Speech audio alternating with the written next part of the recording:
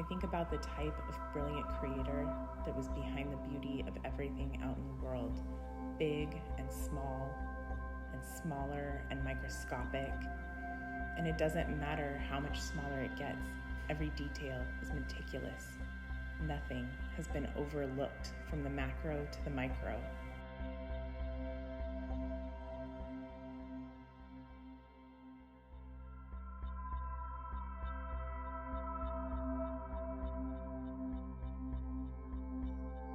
And I take that inspiration from all that I see and all that I ingest daily with my eyes, and I process it with my hands.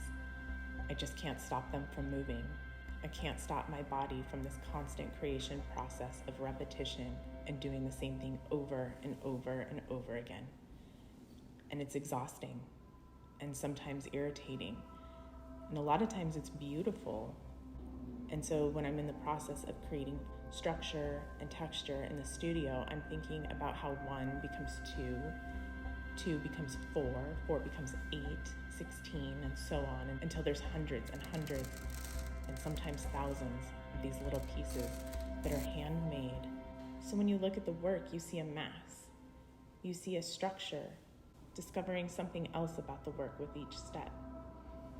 Then the structure gives way to texture, and the texture draws you further until you're staring at these individual components.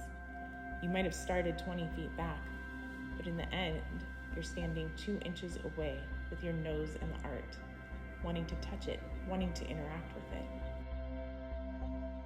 Just like nature's complexity and its detail and its beauty. Don't get me wrong, I don't condescend to think that I can recreate the exceptional, exquisite nature of nature. But in my studio, I do get to play the creator.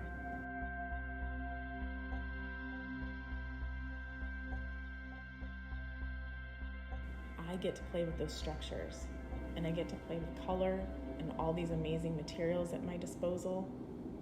And I hope that you, as the viewer of my work, get to be part of that interaction, to get closer and closer and be just a little bit spellbound that a human out in the world is so obsessive that they sat there and made hundreds or possibly thousands of one thing, and then they did it again.